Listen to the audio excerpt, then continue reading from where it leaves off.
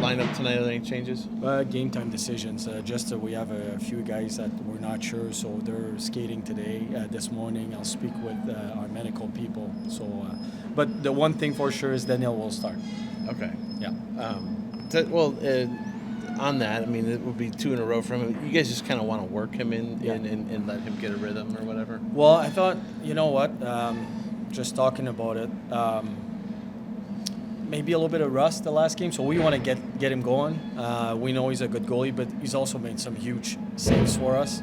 And that's a good challenge for him today and here in Buffalo. So, yeah, we want to get him going. Yeah. Is Texier one of those guys who's game time? Yeah. Okay. Who's the backup tonight? Elvis. Elvis. Yeah. Team defense overall. I know that's something you obviously want to get improvement on. Where do you feel like that you're starting to see maybe a little bit of growth to help get better at that concept? So, different areas of team defense. It could be in the offensive zone without the puck. It could be in the neutral zone without the puck. It could be our face-off reads without the puck. It could be our D-zone coverage. And I see growth in all areas. The numbers are, some of them are supporting what I'm saying right now. Some are not necessarily. And numbers will tell you only so much of the story. We all know that. But there's protecting the middle of the ice, protecting the defensive blue line when we track. We're doing a better job and a better job. Our forechecks still need some work. So that's one area of our defensive game that is not where I want it to be yet, but we'll get there. And our D-zone coverage, we started with a foundation. We wanted to set a foundation first on what we want to do in our D-zone coverage and then add some components to our D-zone. So right now we spend way too much time in our D-zone coverage, and that's something we're well aware of, but we wanted to focus on the foundation first, making sure that we master one skill, and we're getting close to that. Now we're going to move to the next level of D-zone coverage, and it's about limiting time in the D-zone, but we wanted to take care, because in the past, and you've seen it from teams, in order to make the playoffs, you have to limit the chances from the dangerous ice, which is right in front of the goalie, and it goes up to the top of the circle. So we wanted to take care of that first. We're doing a better job now. From there, we will expand our D-zone coverage. So there's growth, but there's still lots of room to improve. And in particular, Werenski and Provorov, 2 of your veterans have been in the league a while. How much do you try to lean on them to help, kind of get to where you want to go and see that growth? Well, we would expect from those two to execute faster than some other players, because they've been in the league for quite some time now. So we would expect them to, when I say execute, is not with the puck. Obviously, it's without the puck, to making sure that they run the route. So, but those two are older players, and we expect some kind of a leadership role there, not only as a guy that can speak in the room, but also help our younger players, and they're doing that. I have no complaints. When you talk about growth, especially this season, this team, how many young guys you got, all that. How important is patience in that process? We're not patient people in hockey. But we need patience. You have to be, I have to look at myself in the mirror every morning, which is not a great thing to start with, but we have to be patient. But to a certain degree, like there's expectations, there's things that we understand they might struggle, but the things I call it the non-negotiables. On those things, there's no patience. It's either you do it or you don't. And when they don't, we deal with it and then we move on. So yes, there's a part of it that we need to be patient. Most of my patience is coming in the results overall. I'm just not talking about wins, but results in the execution and how we play. The one thing I'm not patient with is the work ethic and being an average teammate. I have no time for this. So patience is a key piece of it, but it depends for what. When you look at last year's record to this year's record, there's probably not much difference, right? Yeah. Like a little bit of improvement. Do you feel like this is a better team than last year? You were here last year. Oh yeah, it is a better team. No doubt. Last year we were hit by injuries. We're getting hit now. But to me, the record, you're right.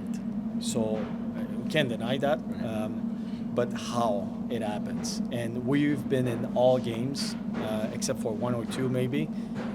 We had the lead quite often. So that's the improvement from last year. And setting that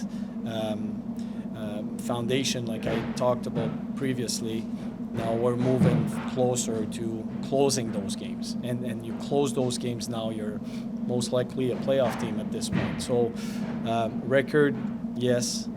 Process, we're moving forward. Is that something that you've been around a long time coaching? Is that something that you have experienced before? Like the incremental progress that you have to make to kind of get to the top? I did.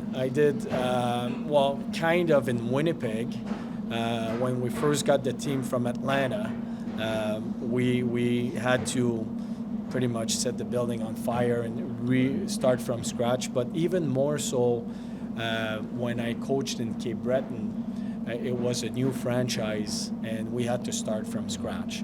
And the first few years were hard, and then the last 5 years we were there. We were a top team in the league in pretty much all categories. So, but there's a process, and that's when the patience has to come from, right? We understand if there's no progress, if there's no growth, then there's, now you question yourself. But I see the growth, I see the improvement. So I've seen it before, yes, and it's not easy. It's not, but it's part of it, and I believe we're on the right path. As Brendan Gaunce gets the call up, what earned him that opportunity? Well, I don't get to see those guys, but we get reports. We talk to our people with Cleveland, whether the part of the staff or management, and he's been playing really well. And he's the captain of that team, and he's been doing a real good job. So he earned that call. He's part of that team, and we know he's played in the NHL. We know he's a veteran. That he comes here and he's not impressed. He's a man, and I think we need that kind of presence in the room. You talk about presence. He's a big body too. Is that part of it? It is, but it's way more than that. His attitude is right. Performance is right. Taking a leadership role. He comes in the room, and the guys know he's an older guy. He's a veteran guy, so he fits right in. So he knows the systems. He's been with us for a little bit of time now, so he knows what we expect. He knows the approach. He knows his teammates. So he earned it basically. And will he draw in, or is that one of the decisions that need to be made? He will probably play, yeah. But again, that's game time decision. I need to speak to the medical staff. With the Russian line, I wanted to talk about them a little bit. They've been together now for a while. They've gotten some consistency as well. How much do you think it's helped, maybe all three of them, to just kind of be on a line where they don't have to worry about language and translating and all that kind of stuff? I think it's huge. Yeah. I think it's huge. And you see it 5-on-5, and not only as a line, but then you see the individuals. Like you see Marchenko improving. Voronkov, he's the middle guy there, and he has such a good stick and good reads.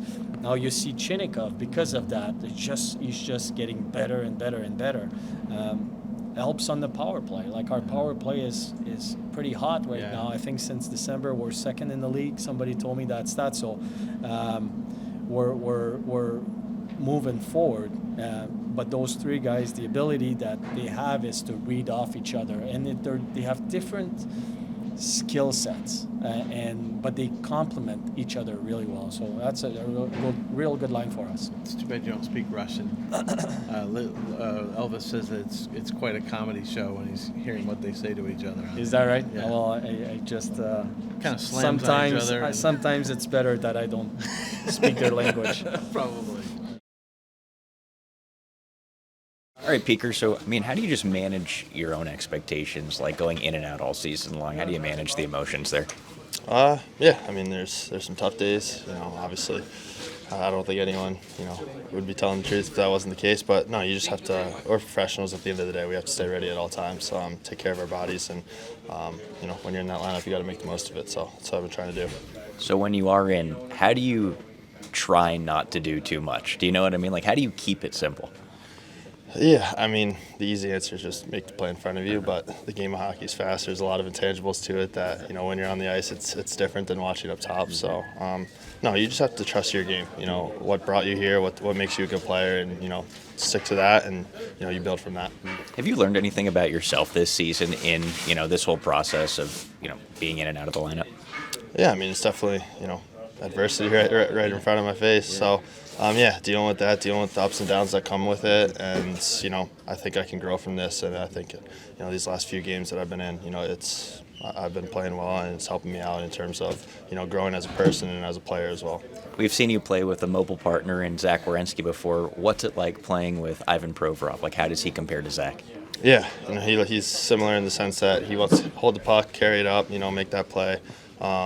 So for me, I let him do those things, and obviously I think I know what type of player I am. He's going to be able to rely on me defensively, and he's very good defenseman both ways, offensively and defensively. So if he wants to skate the puck, I tell him to go all the time and just kind of read off each other in that way. Yeah, so that's how you support a player like that?